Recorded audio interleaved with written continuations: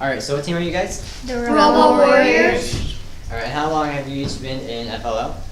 So me and Bhatt have been in it for 2 years, and Devika, Rishi, and Ishan, this is their first. Alright, cool. Can you go over your robot and all its different attachments? Alright, so we'll do the thing we did, so Ishan milk like that. So our robot has 2 medium motors, like this, and 2 color sensors. It uses clutch gears because they're a lot easier to put attachments on with. Also, the light sensors are shielded because that gives more accurate results. This is the food extraction. It takes the food out of the refrigerator, and it uses rack gears to bring it down, and one-way doors to bring in the. It uses one-way doors to bring in the bee and pig, so it can take it back home. Yeah, it's like this. And then it'll lift it up and then bring all the stuff out. All right. Ishan, you do So it. now we have the milk attachment, which we put on. Wait. Let's do There you go. this. So this is when we catch the bee, we drop it onto the honey. That is for the two. That is for the human and the dog, and then we pick up the veterinarian on the way. And this in the back, these axles in the back are to catch the seal. And then he also made a one-way door so the camera doesn't come out. Okay, Devika. This attachment is for the shark tank, and basically we just put the shark tank in there, and then We put the shark moves on it. top. Yeah, and it moves it like that. Okay. And the food dropper. Yeah. It's the most complex. Put down. This is a food dropper. It drops the food, as you can see, using a gear rack. And it drops more than one food at a time because it mentions that it must be dropped in pairs. Well, it doesn't matter. It's quicker. Yeah. Yes, quicker. And for the transfer, it never says that we have to do it from the bottom, so we can do it from the top. So this is supposed to turn around the 2 animals on the top of the transfer. And that's all. Yeah, done. that's pretty much. How these attachments evolved over time? Yeah. So Because this one we used to not have the transfer, and we used to put one at a time only. One food at a time.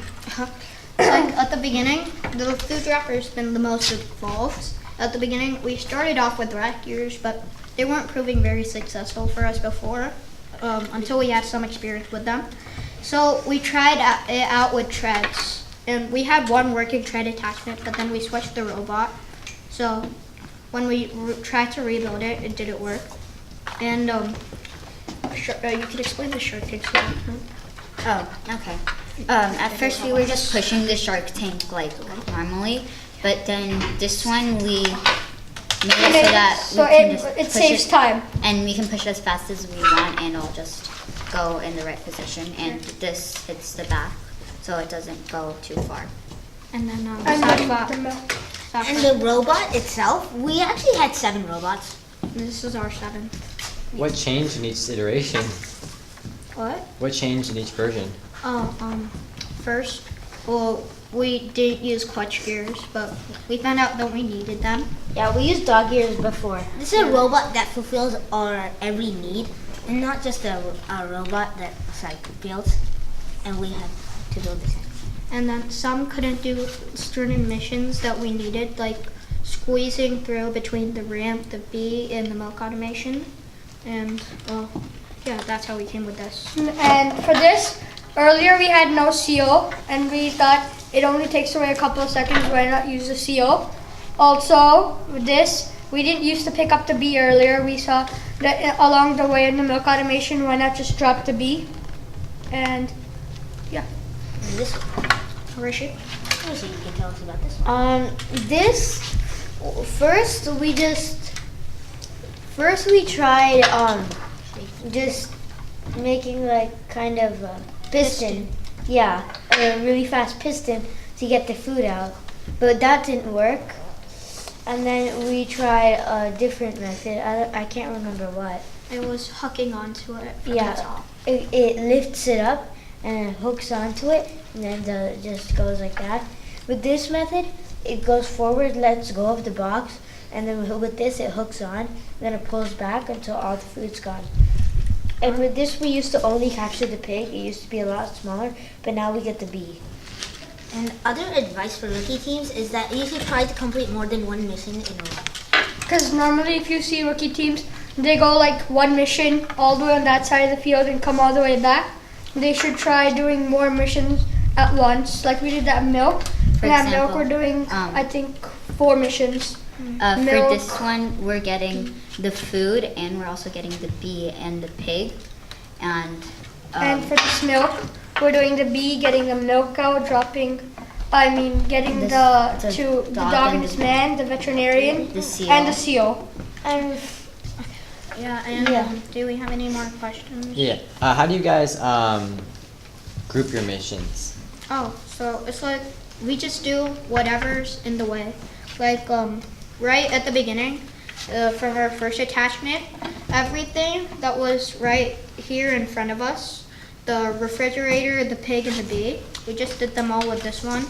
Then there was nothing else you could do with a shark tank except maybe service dog, but our robot gets stuck in a few places because we made it so low. The milk automation, we do, when we come to the end, we do everything except for panda release. And we tried panda release, but we could never find a very consistent way. So what kind of sensors are on your robot? Actually, Okay, Sasha. There are 2 color sensors, and that's it. And what about motors?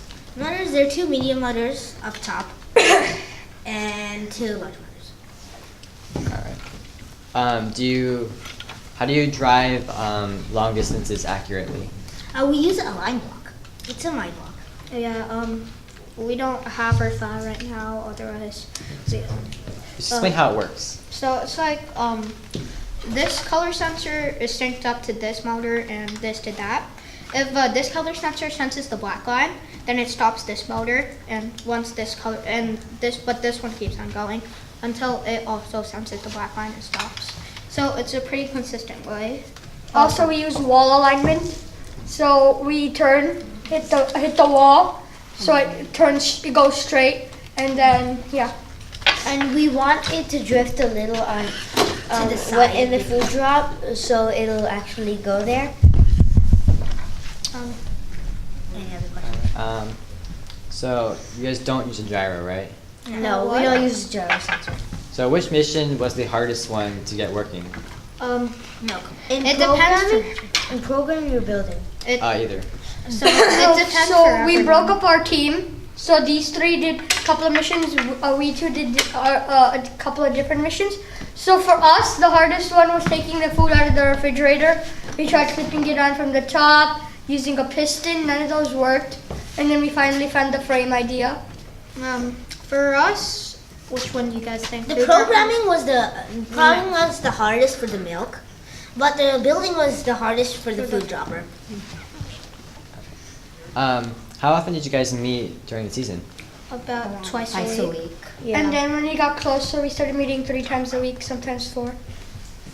What's the maximum number of points you guys can get? 250. 250. It was 255 before today, but then we But then we found found out that out the a little manure- rule that the manure can't be put Attached. on a replicate of something that's on the field already. So then it's 250 now. Alright. How do you guys split up responsibilities in your team? See, it's like we made 2 teams at the beginning for people who could probably like meet up more often.